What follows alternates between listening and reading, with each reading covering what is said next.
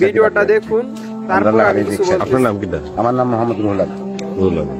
মেয়ে আপনার কিটা? মেয়ে আমার মেয়ে, তার নাম কিটা? তার নাম মোহাম্মদ রেখা বেগম। বিয়া দিস লেখা গেছে? এই যে সেলিম মিকারর ছেলে রিয়াজর কাছে বিয়া দিছে।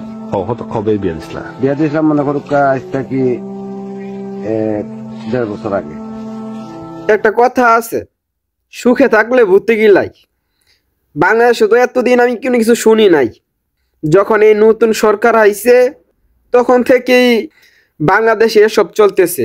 ওই দিক দিয়ে মানুষ মেরে ফেলতেছে, রাস্তার মধ্যে ছিনতাই হচ্ছে, রাস্তার মধ্যে মানুষকে কুপিয়ে হত্যা করতেছে।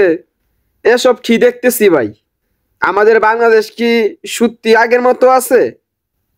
বিশেষ করে আমি ডক্টর ইউনূসকে দোষ দেই না, দেশের জন্য তিনি অনেক কিছু করতেছেন।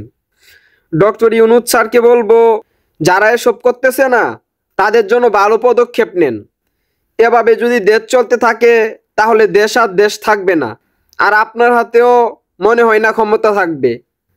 আপনাকে অনেক সম্মান করি, অনেক শ্রদ্ধা করি। দেশটাকে আপনি সুন্দরভাবে সাজান, আমাদের স্বাধীন বাংলাদেশকে স্বাধীনভাবে গড়ে তুলেন।